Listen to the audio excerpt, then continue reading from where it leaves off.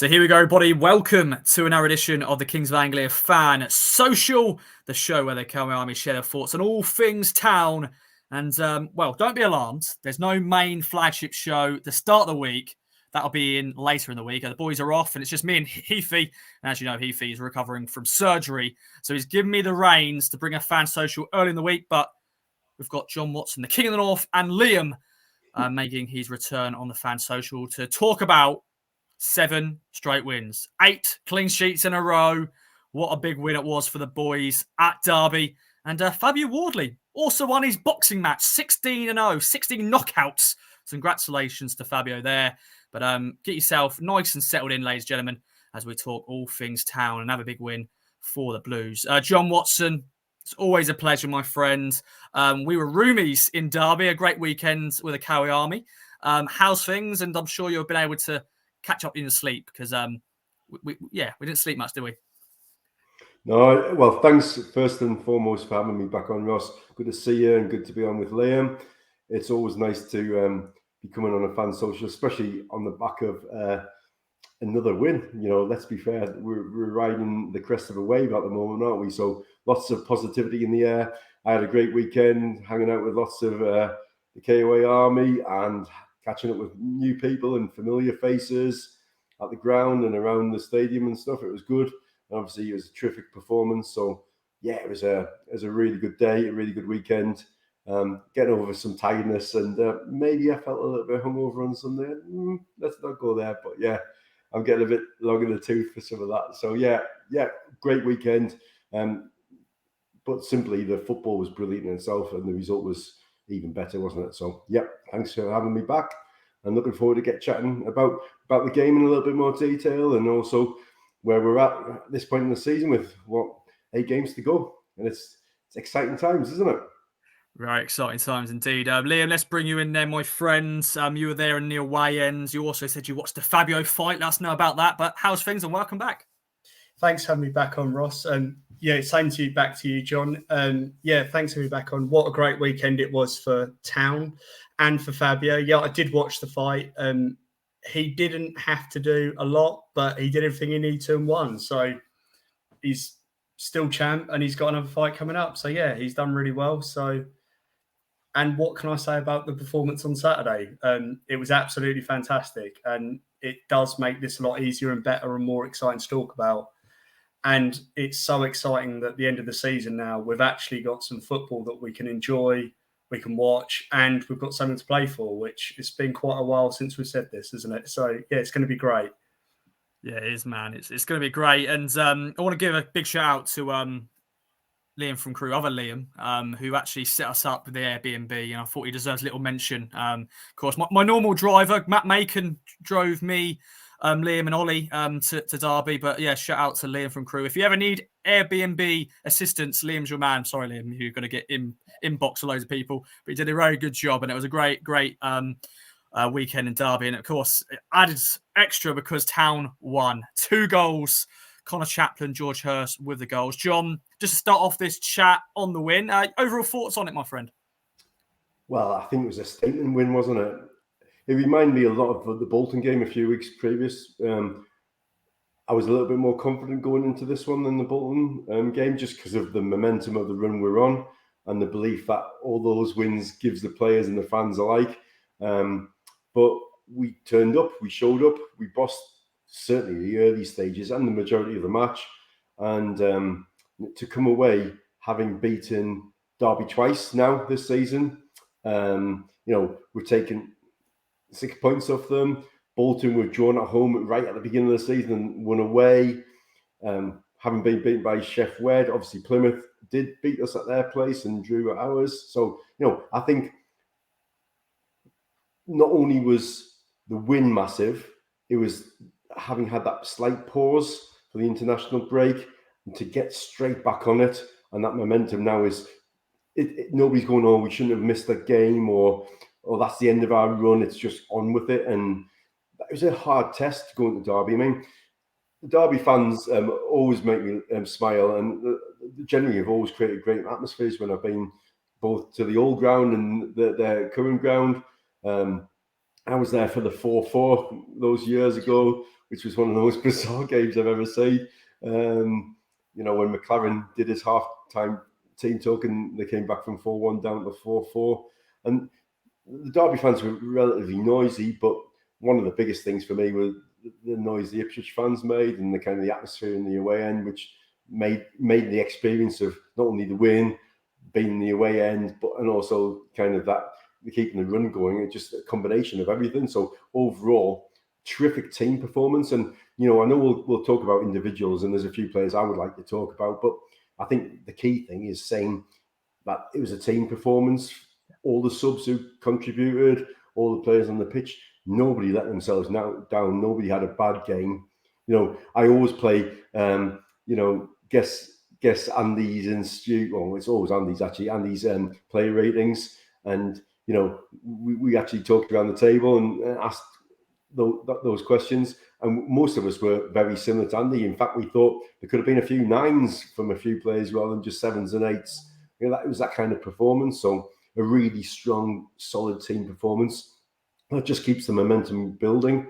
And yeah, the atmosphere from start to finish, but especially at the end, which I know we'll talk about, was just brilliant. So yeah, a very enjoyable Saturday afternoon from start to finish, really. But lots of great players to talk about, and that's what's making it so exciting at the moment, because we're not just talking about the one player, or if that one player comes back from injury or whatever like that.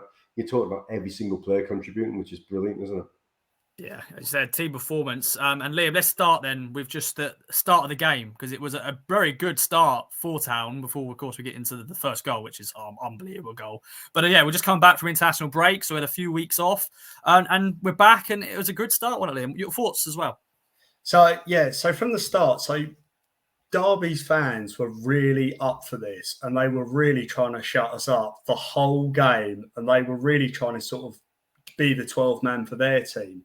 And I really think that our fans made a difference through the whole game, which I'm sure we'll come to the togetherness of the fans and celebrations at the end. But yeah, start of the game, I was a bit concerned that they might be a bit rusty having a week off. I know obviously they played Spurs, but it's different in a behind closed doors game when you're playing a league game against a team of a high standard such as Derby, and they didn't miss a beat, did they? I really think what McKenna's done in the training sessions this last 2 weeks, whatever he's done is working and is improving. I really think that sort of the concentration, the togetherness, there's little things that are paying off, which we'll talk about individuals, as you said, John. It's worked. And yeah, start of the game, they were fantastic. I think some of the best I've seen them play all season, in all honesty. That was really good. Yeah, couldn't argue or say anything wrong, and no one played badly at all, did they? So yeah, I'm sure we'll come to the game as it goes.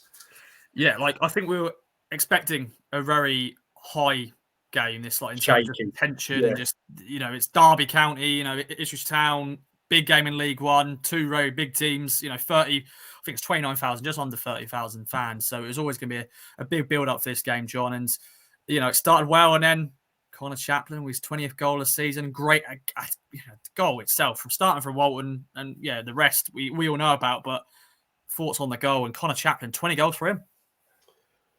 Well, before we talk about the goal, let's talk about Connor Chaplin.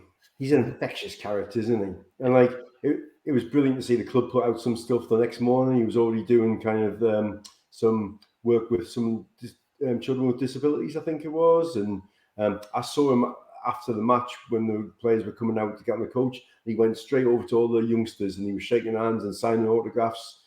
And he loves his football, doesn't he? And I know on the main pod they talked about, Andy's talked about how enthusiastic he is. It's not just a job to him, he loves his football. And that comes across in the way he plays. He's infectious and he's tenacious and he's hardworking.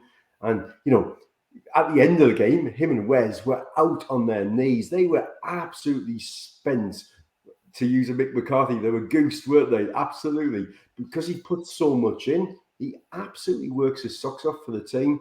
And I think, you know, at the beginning of the season, everybody, including me, was saying, have we got enough goals on the side?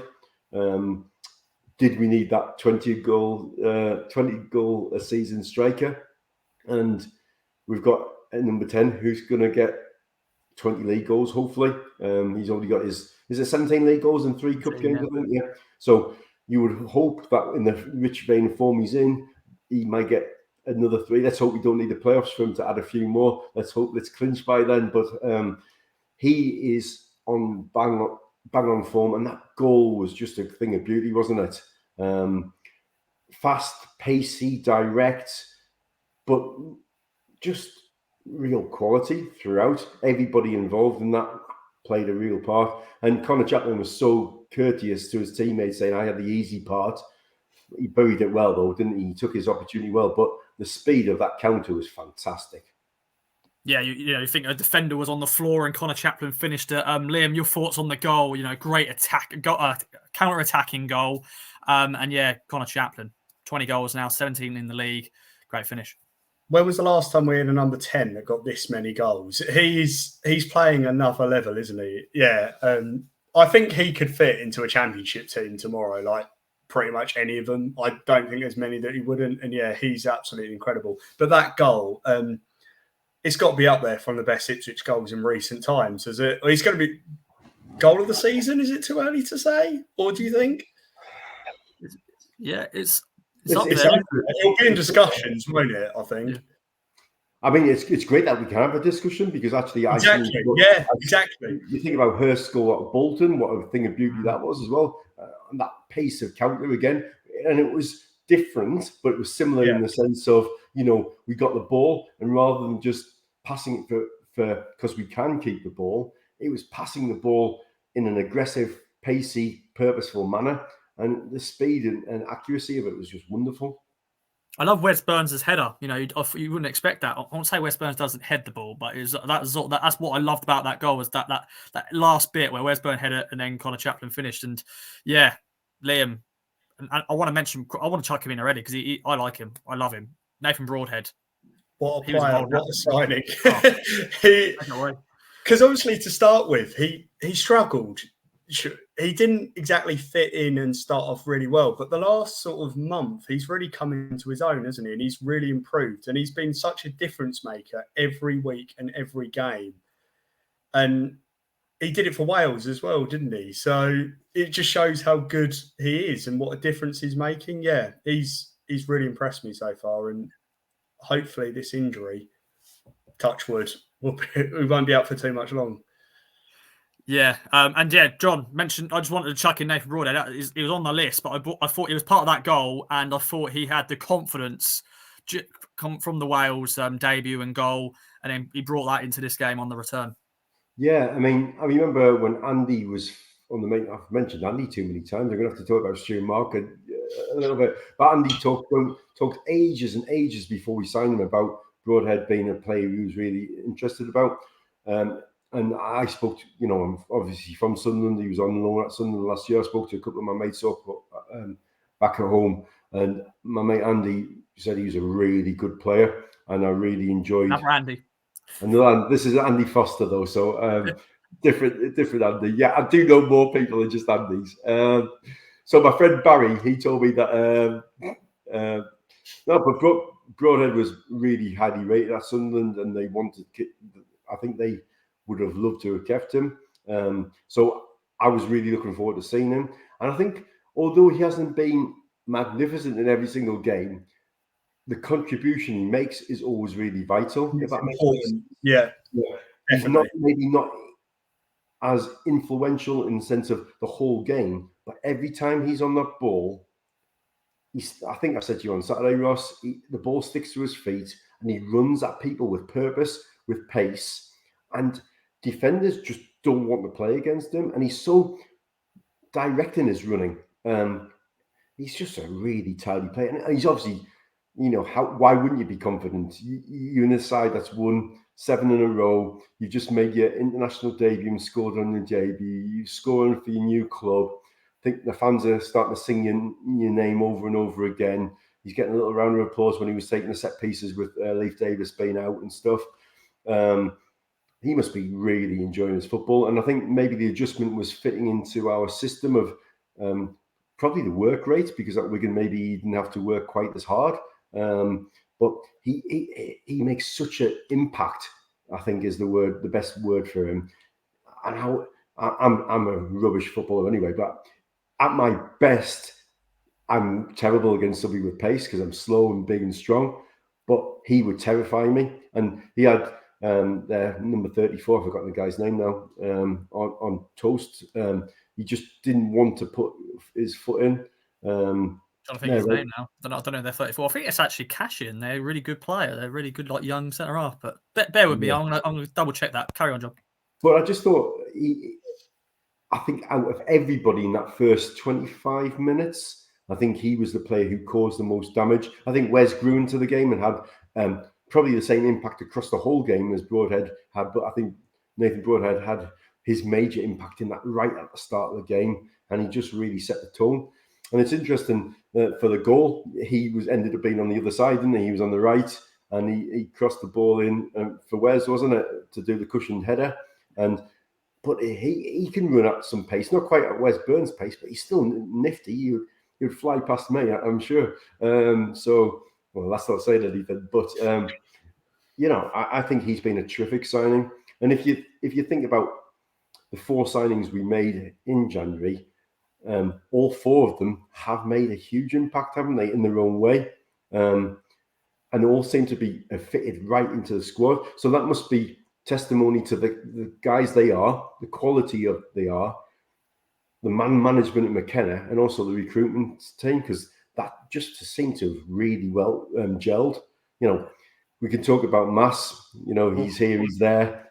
And you can talk about Hurst, I'm sure we will. Probably Clark's the quietest one out of the 4 in this game to talk about, but all 4 of them have really contributed. Yeah, they have. And the defender, I got wrong. Cashin wasn't the man. It was Jake Rooney. I don't think any relation to Wayne Rooney, but Jake Rooney was number 34. He was the one who was on toast by Nathan Broadhead. So, unfortunate for you, Jake. But Liam, let's talk, though, about Derby getting back into the game. And that was maybe the only negative from the weekend in terms of them giving that extra pressure just before half-time. McGoldrick had a really good chance. Then they had the ball in the net in the second half of the first start. Offside goal.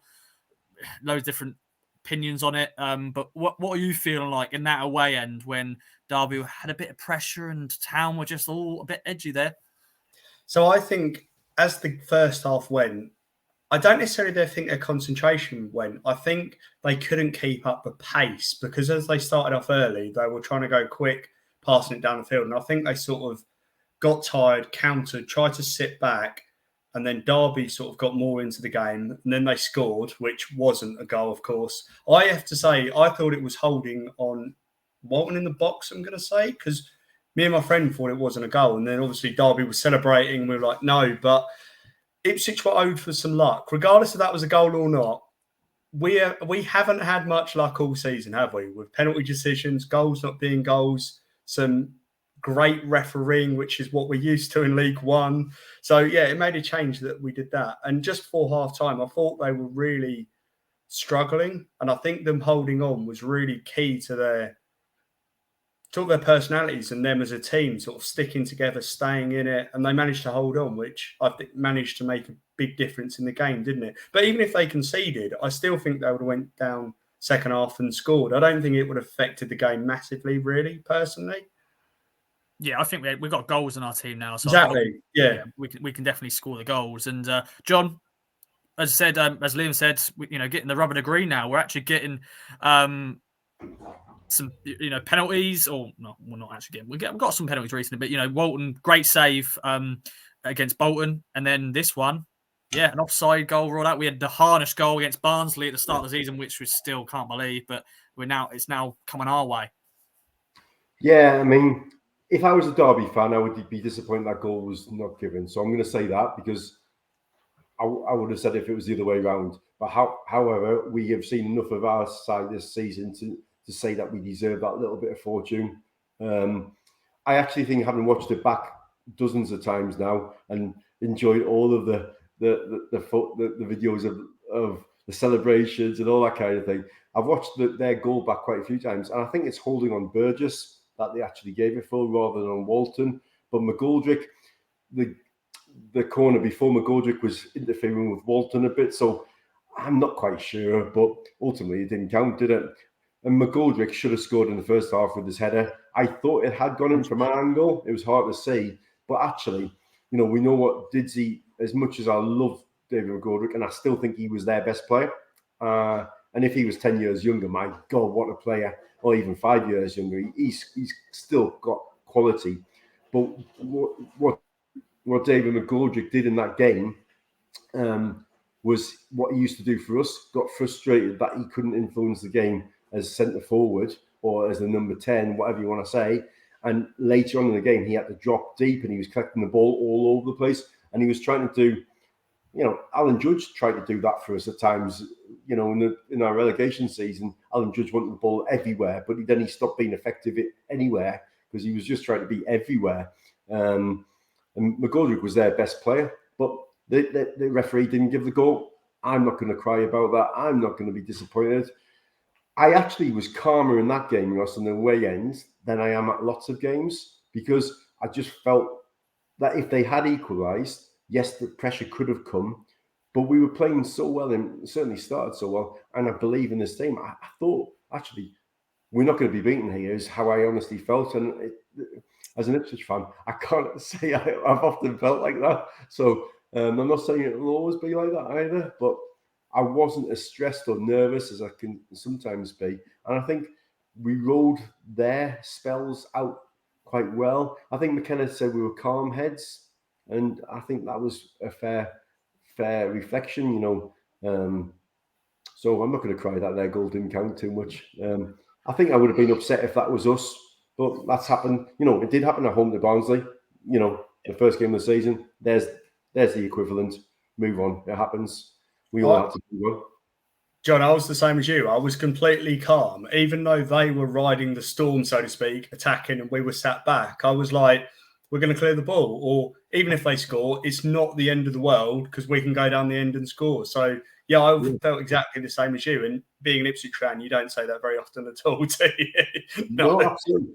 And I think having Christian Walton back in confident form, he's never been in bad form. He just wasn't perhaps as strong as he was early on in the season. But, the clean sheets have to help the keeper have confidence and the back four and the whole team. But he came out and caught a few balls, claimed a few balls. Not particularly. They weren't all really brilliant chances, but he just had absolute confidence. And then he fell on the floor and held the ball and made sure, which annoyed the Derby fans, which made me smile. And, I thought he managed that really well. And again, that spreads confidence through the fans, certainly through the players. So, yeah. Sorry, go on then. Sorry, I didn't want to interrupt you. Did you notice at the end he was bantering with the Derby fans? And during the game, he got a coin chucked at him or something as well? Yeah, he got something thrown at him because he picked up to the ref and showed the ref. He was not happy about it. And then I think because of that and keeping a clean sheet, he sort of turned around and gave it to him. And it was really funny. It was great because he deserves it because he got abused all game and he played really well. So you can't ask much more from him, can you, at all? And I think you're right. I think it's the confidence is why he's playing well. Because, for example, the Plymouth game at home was one of his poorer games. And I think it was pure confidence. It was a confidence issue. And I think whatever he's done mentally, he's turned a corner and he's hopefully will carry it on now for the end of the season. Yeah, and as we're talking about it, let's do it. A club record extended, another clean sheet, 8 in a row. And of course, we've got to give credit to the defence as well. Cameron Burgess, Luke Wolford and Harry Clark, and also Leif Davis, replacement for this game, Greg Lee. We'll get into him a little bit in a minute because there's good to have a little section on Greg Lee for him to get parachuted in and play really well. Let's talk about the second goal. George Hurst. Fox in a box, 3 in a row. Sorry to all the Freddie Ladapo fans out there, Mark Beck and Matt Macon and all that. But George Hurst is the man scoring the goals. Liam, thoughts on the goal? Another good run from Wes Burns using his pace. We know he's got pace, but he did really well. And then George Hurst there, proven why Kieran McKenna's been chasing him for ages. I have to say, I've never been the biggest George Hurst fan. I watch a lot of EFL football and generally, and his first run at Portsmouth was Portsmouth, wasn't it?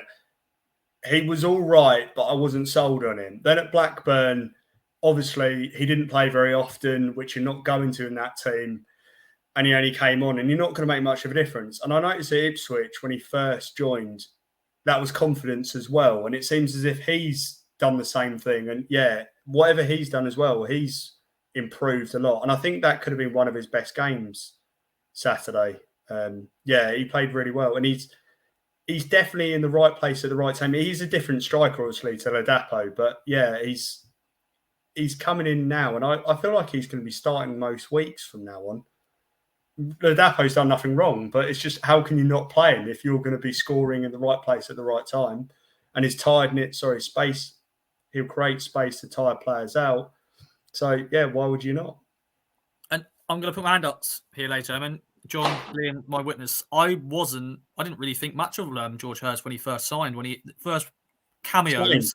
Same. But once again, we're judging him for like maybe 20 minutes of football, and he's probably not got much confidence. He's not scored at Blackburn, not played much.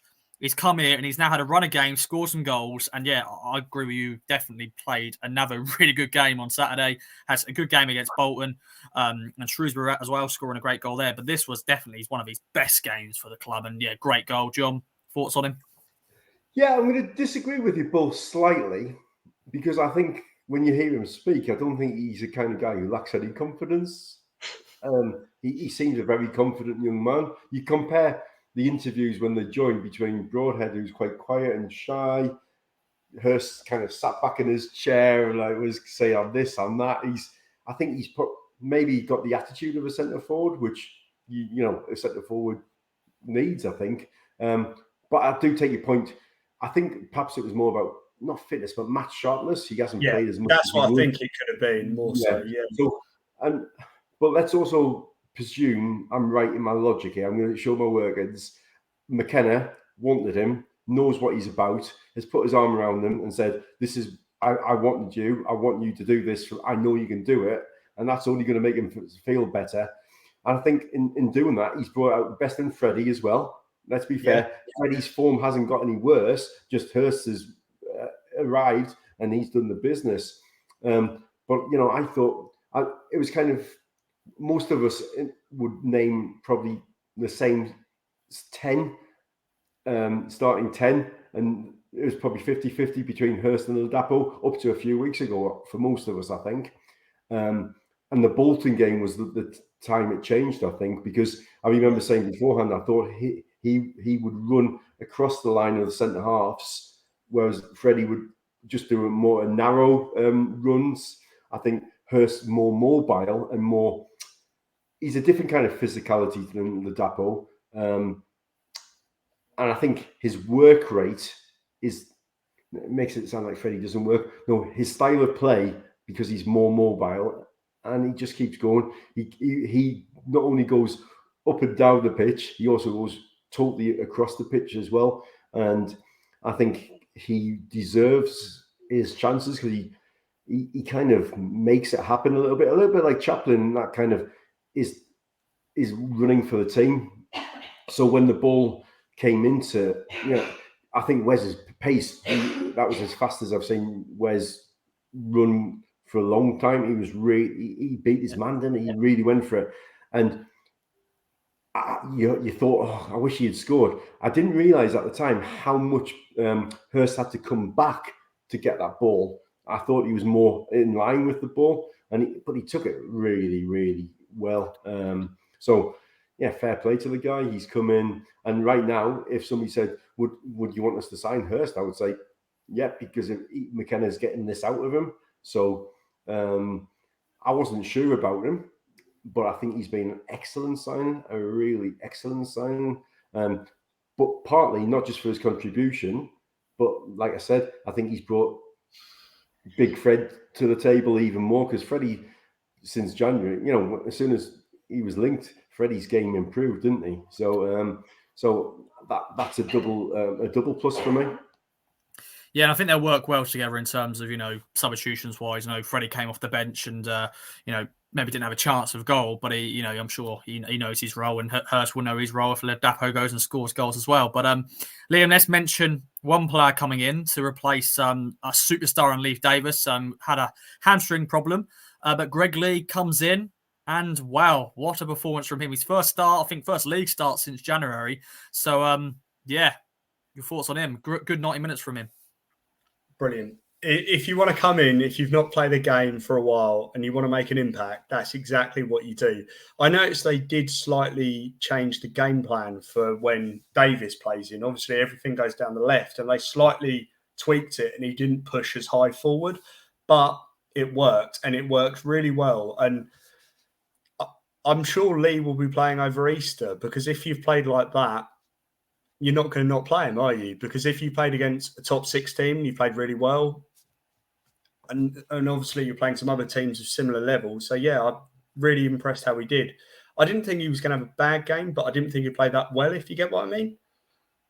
Yeah, because I don't think he's even been in the match day squads because I think not for a while. No, so I think he's been fit and ready to go because of course he was the third man, weren't he, for the international call-ups? But then we know what happened. He wasn't in the Jamaica squad, but he hasn't been in match day squads because maybe we haven't needed that sort of replacement for Leif Davis there. We've needed other roles, but yeah, John, thoughts on Greg Lee then making his return? Fitting in really well. Yeah, I mean, he's never let us down, has he? He's been. I said to some of the lads before the game that I think he's probably the unluckiest man in the squad because he's got somebody. If you're one of the 4 or 5 central midfielders at the team in the squad, you've got 2 positions to vie for. But when you're full back, it's either you or you're kind of your squad mate who gets the nod. And obviously, Leif Davis has been fantastic, hasn't he? And his assists and all that, and his work rate up and down the side. And at the beginning of the season, when Davis was still getting fitness, we were changing full backs, on 60 minutes, and Lee played quite a few games at that point. And I like his physicality, I like his strength. But again, it says something about the squad and how well it's managed. He's a terrific character and a terrific athlete, and he did really well. And I totally agree with Liam. I wasn't worried beforehand that we were having to play Greg Lee, but I don't think anybody would have said Greg Lee should have been in ahead of Leif Davis. But my God, he didn't let himself down. In fact, he really stepped up, didn't he, and performed well. I know a couple of the KOA guys have been trying to start a few chants to the theme of Jolene, Greg Lee, I won't bother you with singing it. And what was the other one they were coming up with? Past the Dutchie on the left-hand side, past to Greg Lee on the left-hand side. I don't know. Maybe they'll catch on. But the guy did great, didn't he? And let's be fair, I said McGoldrick was Derby's best player. I think Mendes Lang is a real handful. He's a physical guy. I mean, he's got shoulders like a bull, hasn't he? He's a big broad. That kind of Traore-esque in his kind of stature in some ways. And Greg Lee maybe thought, well, I'm going to show you. I'm going to stand up to you. And what I liked about the tactics as well, when Mendes Lang was running with the ball, Broadhead did drop in, or Luongo or Morsi. They didn't leave Lang by himself too many times. And he is a dangerous player at League One level, and, probably Championship level as well. So, all credit to Greg Lee. I think he came in, did brilliantly. So it must be hard coming back in when you've been out for so long. You're not quite in the flow of things, but it says something about how training goes and how they're managing that, because every time somebody comes in, they seem to be able to cope with it. So it's brilliant, really, isn't it? Yeah. I think sorry, Ross. I feel like that says it about the squad. They all see their chance and opportunity, and they know that they've got big shoes to sort of fill. And they know that they're playing for places, which is great to have healthy competition, isn't it? It's really good. Yeah, it is good. And I think we were going to talk, weren't we, boys, about the team itself. We've mentioned this already on the podcast for many weeks now, which is good. But partnerships, and as we mentioned, this was a team performance. A team goal, individuals doing well, but it was just a team performance. John, I know you wanted to mention, centre halves, Massimo Luongo, Sam Morsey partnership. Massimo Luongo's got a chant. Do you want to sing it?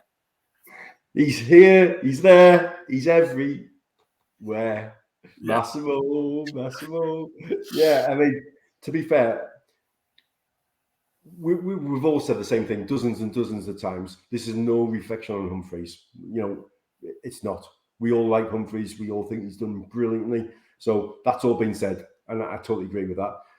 But let's be absolutely clear that Morsey is immense. He's a brilliant player for us. But having Luongo alongside him is just like having another Sam Morsey in many ways. They're both complete midfielders. They both can put their foot in. They both can run with the ball. They can both find a pass. They can break play up. And I think Luongo has been, excellent since he's got in the side. He's taken some of the pressure off Sam, or maybe Sam's just able to play his own game even more so. But that pairing, it's an experienced pairing, isn't it? But they're both 30 plus, aren't they? Sam's 31, that kind of age. So according to Ross, they should be like shot or put out the pasture or something. But according to me, I want to say something, John, about this. In a way, I do regret bringing this up last season. I only say it for players who are done. All right, if they are just rubbish, and we had a few of those. But Massimo Luongo, less quickly, he's 30. He's 30. Sam Morsey, I think, is 31. But they're very good players. They're fine. I won't be. Sorry, I was trying to put you under a bus there, Ross. Yeah, no, that's fine. It's my own fault. But I should stick with it really. But if they're rubbish, they can go. But if they're still good, they're in their prime right now. They're in their prime. If they're goalies, they're not even hit their prime yet. But carry on, John. I think it's fascinating though to think like 5-6 weeks ago we were really worried. What happens if Sam gets a booking? What happens if he misses a game? Who's going to play alongside Humphreys? Would we have to push Wolfie into midfield? Would we have to play somebody who's not fit? And then suddenly we've got Morsey, who fantastically avoided getting a yellow card again. And I said at 12 minutes he'll have a yellow card just because he can. And no, kept his head completely and kept so solidly professional, which is fantastic. But we got Luongo playing on great form. And then, with 15 minutes to go, whatever it was, 20 minutes plus stoppage time, we bring on Dominic Ball. And you think, well, we've got Dom Ball as backup to Luongo, and that's without Lee Evans out. Suddenly, centre midfield isn't a worry at all, is it? It's funny how things can turn around what seems quite quickly. But, we talk about pairings. I think Luongo and Morsey have been a fantastic pairing over that period of time. But also, I think, big shout out to Wolfie, who I think is just getting better and better. I know he still gives people a few hearts and mouth moments and stuff, but he put his foot in really well a few times on Saturday. And his pairing with Burgess, Burgess has to be the most improved player in the squad, doesn't he? And, I didn't think he was good enough at the beginning of the season to be a regular. I know Edmondson's had his injuries, Keogh, and all this, but McKenna has really improved Cam Burgess as a player, and that pairing's looking really like they've got good understanding. So it helps when we've talked about Walton having a confidence and in form. We've talked about the centre halves being really in form and working well together. The two centre midfielders working together. We've only talked about Broadhead and Wes, Chappers and Hurst. We've talked about Greg Lee, who's a great replacement for Lee Davis. So I guess we just need to talk about Harry Clark being pretty good as well. And then, that says that, but doesn't that say something that we can go through the side and talk about the strength in quality, which is so bloody brilliant, isn't it? It's so good. And actually, Liam, I thought this sort of segues nicely in the sort of togetherness between the squad and the fans, because at the end there, Harry Clark, of course, was leading with the fist pumps. But yeah, 3,000 plus Town fans in that away end. And yeah, those scenes at the end was fantastic. I didn't run because I didn't want to make a fool of myself and fall over. But I was the other end. So, of course, I wanted to go and, of course, capture those scenes. So I made sure to get there as fast as I could without making a fool of myself. And I was able to, of course, capture those scenes. But for yourself in the way and seeing that togetherness, seeing just those players, just all of them just hugging, enjoying the time, and then, of course, embracing the Town fans as well. What was that like, and thoughts on that? That was special. I'll tell you what, at the end of the game, that's the happiest I've ever seen McKenna. He looked like he really enjoyed that. And I've seen him happy, but not like the fist pumps and going over. Yeah, that was really good. And then the players coming over, they were the same. It was an even Keogh who didn't play, didn't necessarily just he's more of a coach now, isn't he? And he just went over and had a great time. And yeah, the away end, obviously, we know what they chanted and everything. And yeah, it was really good. I think that's also, John would agree with me, why it was such a special away day, I think, as well, because the players didn't want to leave either, did they? I think they honestly would have stayed there and chatted for 5 minutes and then gone. They weren't in a hurry at all. But no, that was really good. Enjoyed that one. Yeah, I can't agree more, Liam. I think that's almost when it became a statement. Yeah, because it meant you felt it was tangible step forward. Yeah. It's in our own hands now. We continue this run. We're in charge of our destiny, and we've done another terrific away performance. Kind of dealt with the challenges that Derby brought to us and overcome them. And I think, you look at, I was watching Wes Burns and Chaplin at first because they were both absolutely on the knees. And then you see the squad coming together. You see Wes Burns then suddenly pump up and start shouting. You see that on the camera. And you see the smiles. And Chappers then steps forward and he's like absolutely milking it. And White, that's totally positive. I'm not criticising him for that. And McKenna talks about enjoying those moments. If as a squad, you can't enjoy having... The Derby fans had left by then. Maybe the ground was empty, wasn't it? Literally, the ground was empty. Yeah, 3,100 of us or whatever, and just a real happy atmosphere. And they were milking it without being cocky or arrogant. They were just enjoying it. And I think that has to be, something that if you soak up, you have to enjoy, and then hopefully think, God, we can do this, and the confidence that should bring. It was fantastic. It really felt like I was there in a special moment. We've all remember certain games for certain things, and I think it'll be that ending that I will remember most about that. And the first time we started singing songs that I haven't heard us sing with such gusto for a long time. So yeah, and I was quite carried away afterwards, saying, Ross, I think that I said to you in game day that we're going up. I don't know if that's going to be by winning the playoffs or going up automatically, but watching McKenna and his team and what it meant to them and what it meant to the fans and that overall togetherness and connection was infectious. It was absolutely powerful and tangible, and I'm getting passionate thinking about it. It was amazing. So I think it's time to go. It's time to go. It's getting exciting. Yeah, I enjoyed it as well. Being a Town fan, but being pitch side, trying to capture all the emotions from the players. Getting the Harry Clark fist pump, and I didn't know where to go really. I was thinking, should I get fan pictures? Should I get players pictures? I just didn't know. Everyone was just so happy, and even like the substitutes. Carl Edwards was doing his dance. He didn't even come on the pitch, but he was loving it, and it was just great to see. And I'm hopefully we're going to see more scenes. We've got 8 big games to go, boys. And we'll sort of end the video and end the podcast talking about the Wycombe game / the 8 games to go, as John said, in our own hands. But Liam, any other business from the Derby game? Anything else you want to mention before we move on? The only thing I did want to say was on the car home, we had BBC Radio Derby on and listened to Paul Warne and what he had to say about Town. And he was very complimentary towards Ipswich. And he said that was the best team they've played. Very complimentary towards Burns. And it was just really refreshing to hear a manager be honest, complimentary, but not in a sarcastic way or trying to play mind games, and be open about it. Because normally we're used to managers coming to Portman Road and they'll just have S-housery and say, we were the better team, we should have won, it was the ref. But he wasn't like that at all. He was like, literally, we're playing one of the best teams in the league. We need to get to this level to get promoted. And it was almost like a reality check for Derby, if anything. So it was quite interesting and refreshing and quite nice to hear how far we've sort of come, really. Yeah. And normally when we play a Paul Warne side, he normally gets the better of us. But this is the second time in a row. So a lot of, and I think the other record is after international breaks. We normally have a bad record, but we come into this one and won. So Kieran McKenna and co. just getting all those records out of the way. Boom, boom, boom. Lovely job. Well, John, I think we spoke about a Derby win enough here. It's great to talk about it because it was a great win. But I think we should move on and talk maybe about the annual accounts that be put out for Town for the year to June 2022. There's a loss of 12.6 million in the year the first season following, of course, Game Changers ownership.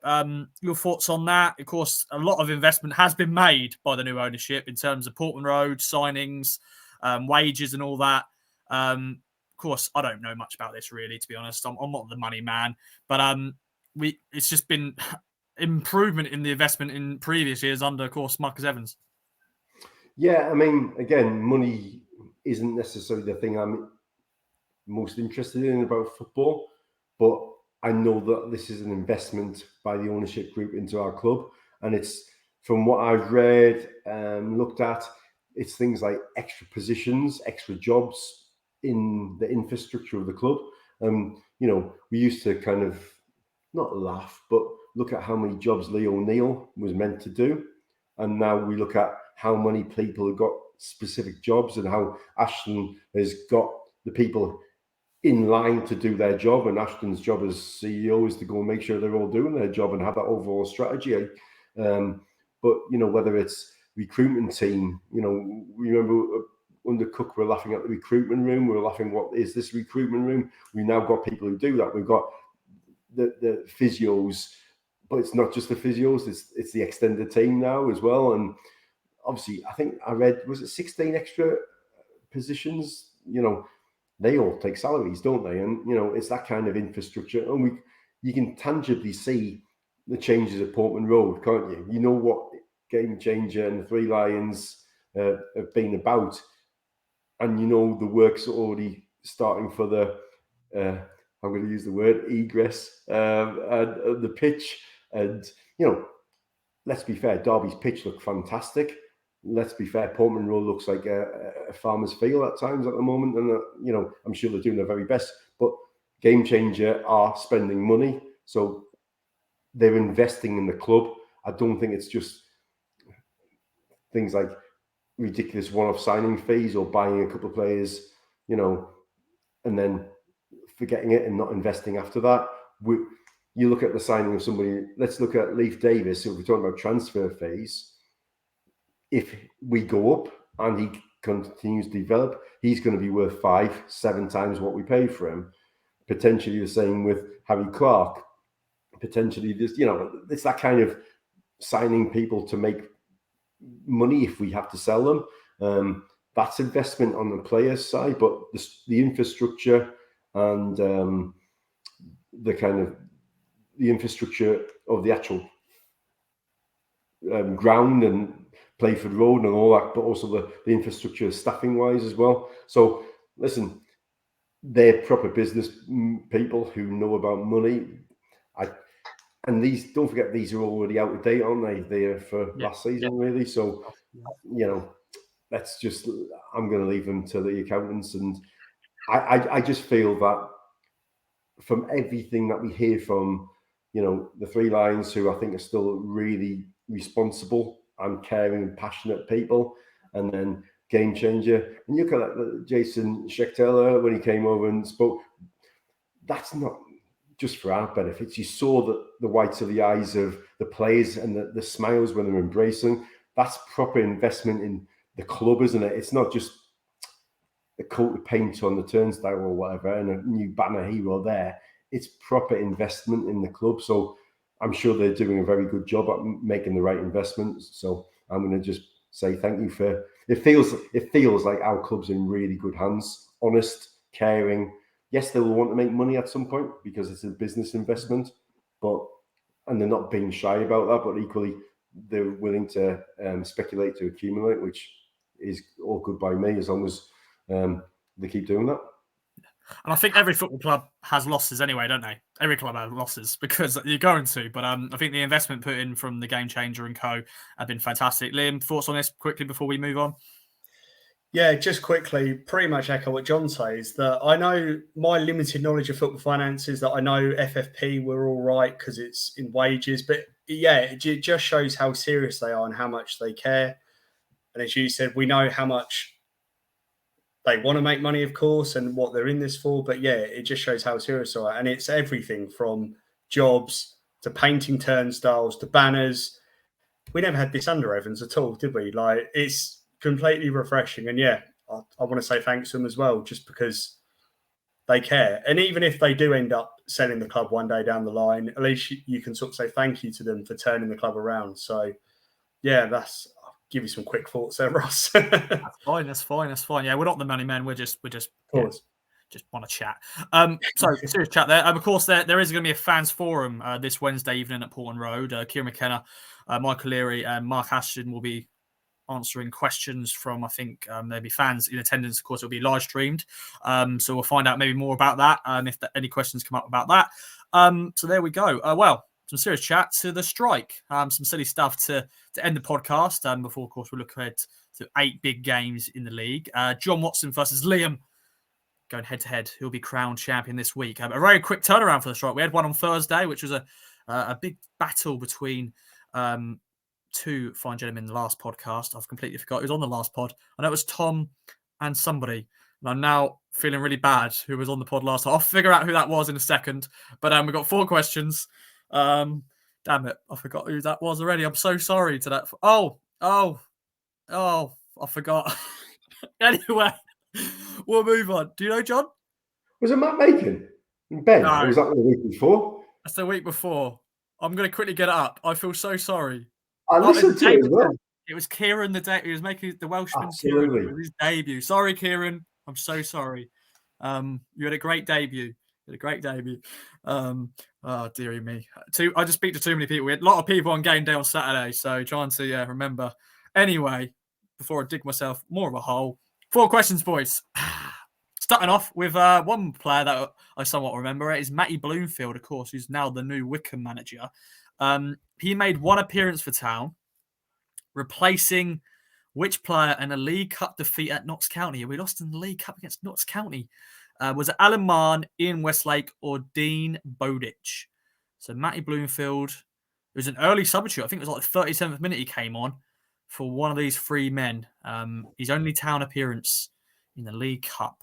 What do you reckon then, boys? Going for Alan Marn. I have gone for Ian Westlake. I don't know why, but that's stuck in my brain somewhere. If that's right or wrong, I don't know. But for some reason that rings a bell. You're wrong. Sorry, my friend. It is. I knew I would. Yeah, but it is Alan Marn. So John is starting off with a win, but don't worry, Liam. It's shot in the dark sometimes. But 1-0. My logic in that was Alan Marn got injured a couple of times, and when he said he went off early, that's all that. Fair play. I gave too much away, didn't I? Gave too much away in that question. I just said he just replaced him, but that's fine. No, you got to take it, but John, if that works out well. And question 2 is actually on Alan Marn, so just linking up the questions. He scored 1 goal in 12 games during his loan spell, but which team did he score against? Was it Bradford City, Burnley, or Watford? Wasn't actually a bad goal. Not a bad little finish from him, Alan Marn. What a bad little loan player, I think. Because he was on loan from. Player we were desperate to keep. We all really liked him. He was a really good player, and I think he would have. I remember wanting him to stay. Can't remember who he scored against, though. That's the problem. We'll find out. I think it was a 1-0 win, if I remember. If that's wrong, then I should have got my stats right. But I do know who he scored against. It is one of these 3 teams: Bradford City, Burnley, or Watford. I may quickly find that goal just to. Cross the T's and all that. Let me just quickly get the goal up. But what do you reckon then, boys? It was a 1-0 win. Okay, Bradford, John. I've gone for Burnley. I do remember him, and he was a good player, as John said. Yeah. John is right, though. It is Bradford City at the Valley Parade, a 1-0 win, but John makes it 2-0. So going into question 3, Liam, you need this to clinch it. And we mentioned him earlier, Nathan Broadhead is the next question. He celebrates his birthday this week. Alan Marn also celebrates his birthday. That's why he's got mentioned. Matt Bloomfield got mentioned because we've got Wycombe and he's their manager. But Nathan Broadhead celebrates his birthday this month. But what is his middle name? Is it George, Paul, or Michael? And I've used the options here to sort of as linked to Town managers as well, because one of them is a correct answer. But of course, George Burley, Paul. So many Pauls. And then Michael, Mick McCarthy, of course. But is it George, Paul, or Michael? Nathan, George Broadhead. Nathan, Paul Broadhead. Or Nathan, Michael Broadhead. Can Liam get one back, or is John going to make it 3-0? That'd be a good chance. I'm just going to get the answer up quickly. There it is. All right, then. What do you reckon? Number 4. Paul for John. I'm going for George.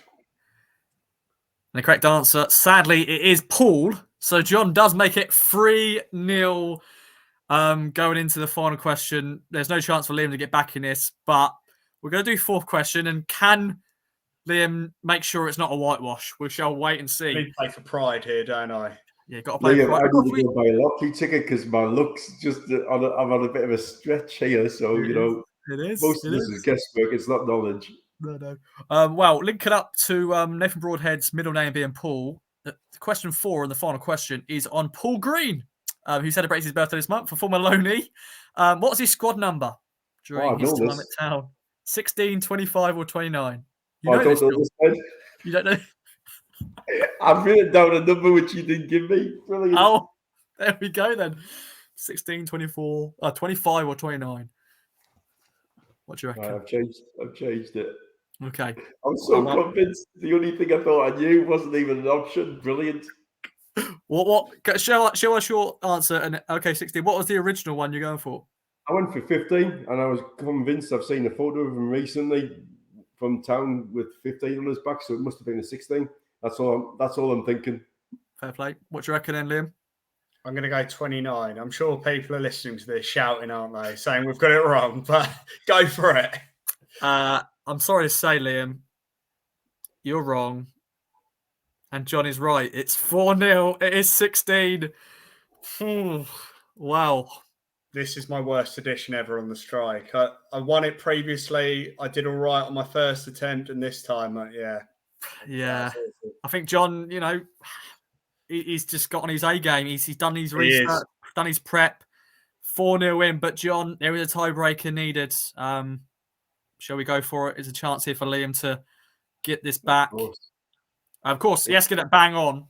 He has to get it bang on to win outright. But if he gets closer, at least he gets a point. It'll make it 4-1. But there's a chance for you, Liam, my friend, to win it all. And if you're playing at home, I hope you've enjoyed. Let us know how you got on. Final question is on Frank Yallop. He celebrates his birthday this month. I think actually tomorrow. So you could be listening to this on his birthday. So there we go. But how many goals did he score for Town in 385 games? Of course, scored some notable goals against Tottenham and Man United, but did he score any more? Is this before your time, Liam, or is this? I am familiar with Frank Yallop. I've got a story about him. My friend who I used to have a season ticket with was a family friend, so I should really know the answer to this. Ooh, there we go. It's fine. Yeah, have a little think. But yeah, I said I got 2 goals for you. Spurs and Man United goals. What crackers what they were. I think I ended a 4-year wait for a goal. So I don't know if that helps anymore. But 385 games. Of course, recently been inducted into the Hall of Fame. So congratulations to Frank, the Canadian. Although born in Watford. But of course moved to Canada at a very young age. But yeah, 385 games. How many goals? Start with you then, John. What do you reckon? I have gone for 17, but I think it's probably too many. Okay. But he played a lot of games, and he was such a terrific player. You remember him fondly. But can't remember. I don't think I can remember many of his goals. So I think I've probably over-egged the pudding, but I've gone for 17. That's fine. All right, Liam, that gives you maybe an extra chance now to change your answer if you want to. I'll allow it. 49. 49? Yeah. John just said 17 and you think you over-egged it and you've gone 49. Yeah, do you want me to explain to you my logic? I think he scored more goals than you realise. I know he was a defender, but yeah, I think he scored more goals than you realised. And I just wanted to go higher, so I was just guessing. Well, the correct answer is 8 goals. Not even close. No, that is shocking. That is really bad. You really had me worried for a second there because I thought, I'm saying I really because I I don't remember being a prolific because he obviously played a lot at right back as well as. Sure. But yeah, just 8 goals. So yeah, not 49, not I 17. think I was going for the higher, and I just aimed Yeah. far too high there. I thought you were going to go low for some reason. When you saw 17, I thought, oh, he's going to go low here. He could go 8, but I want to give you a pity point, really, Liam, but I'm not. I think we should just move on. I think it's best. Yeah, John. Speech as always. Another great addition of the strike there. And you've won 5-0 basically because you got the tiebreaker closest as well. Well, me and Liam arranged it beforehand that we'd go for different answers. We didn't really, but just because we split the prize, really. What we thought we wanted to do to kind of illustrate, it's good not to concede any, and it's good to keep your goal difference increasing by keeping the run going. So we just, we went different answers and took our chances. Fair play. But no, it's all about taking part, Liam. I think it was great to have you involved. So good effort, my friend. And another good edition of the strike. Well, boys, it's been another great podcast. Of course, we've got Easter Monday. Oh no, sorry, Easter weekend. What was that? Easter Monday. It's going to be Easter Monday. We have got a game against Cheltenham. We have got Good Friday against Wickham, but we got Easter. Hope you're enjoying that. You got your Easter eggs ready, sorted, John. I know you got two twins, so I'm sure they've been asking for Easter eggs. Yeah, well, I've just about 20 minutes ago, I got one delivered to me. So I'm looking forward to having a little Cadbury's cream egg after the pod. I need to go and buy a few more, actually, to be honest. But I gave myself a bit of an Easter treat today, Ross. Yeah, I was going to bring this up, my friend, and this is exciting news. And I've been seeing so many people on Twitter. I think even another member of the KOA posse's also mentioned he's done this as well. But John, I'll let you take it away to bring the news to everyone. Well, without giving my age away, I've been supporting Town, 37, 38 years, that kind of amount of time. And obviously lived in Sunderland, I live in Donny now, so it's a bit of a hike. But I've only gone and bought myself a season ticket today for next year. For the first time ever. I thought, well, and this is my logic, worst case scenario, we're in League One. I don't want to go to Fleetwood and Morecambe and Accrington like I've done 3 times in the last 3 years. I'm going to drive to Portman Road every time instead. And if we are in the Championship, I'll just have to go a few more times to a few grounds and all the journeys. I'll drive down to Ipswich instead. So I'm going to have my first ever season ticket.